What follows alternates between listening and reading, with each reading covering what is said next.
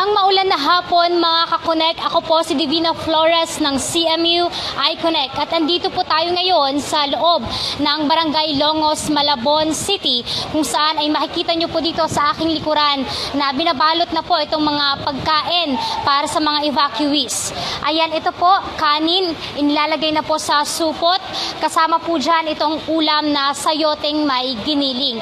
Ayan po, itong mga pagkain po ay dadalhin sa dalawang school, ang Imelda Integrated High School at ang Longos Elementary School.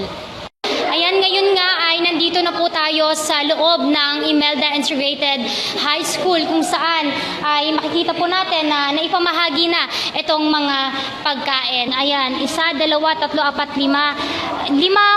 Limang miyembro po kayo sa inyong pamilya, Nay. Opo. Ayan, kaya 5 rin po yung ipinamigay sa inyo. Ayan.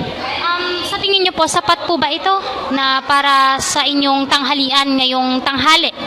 Sapat naman po sa amin kasi mga bata kunti lang naman ang kain. Ilan po yung anak ninyo, Nay? 4 po. 4. So, kasama niyo po ba ngayon yung asawa mo? Doon po sa trabaho. Kaya 5 lang po yung kinuha namin. Okay, so 4 na bata, tapos 1 ka po, kasama ka po doon, kaya 5. Kaya 5 rin po itong pagkain. Ayan.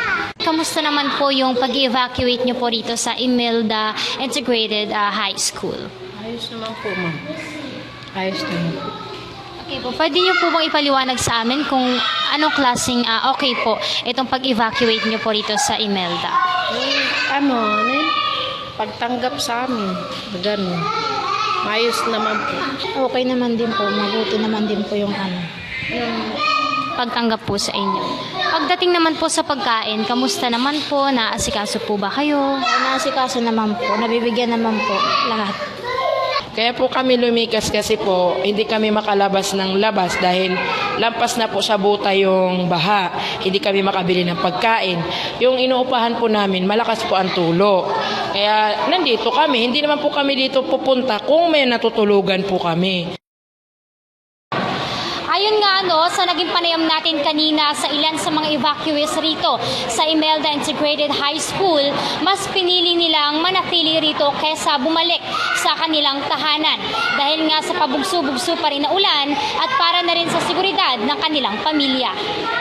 Ako po si Divina Flores, konektado para sa Kabataang Malabueno.